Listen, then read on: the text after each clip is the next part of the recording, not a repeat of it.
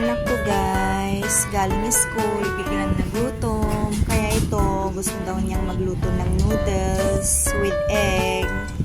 Kaya nilutuan siya ng daddy niya. Pero gusto niyang siya yung maglagay ng egg sa noodles. Gusto daw niyang ma-experience, kaya nayaan lang namin siya. Pero with guidance of course. Yan, lapit ng maluto.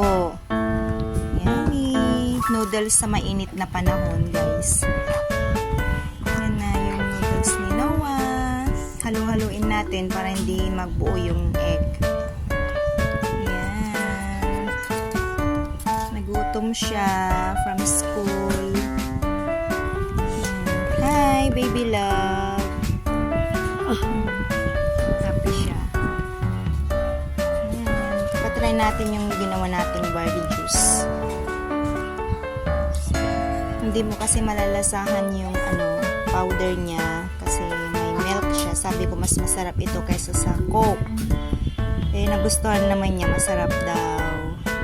Thank you for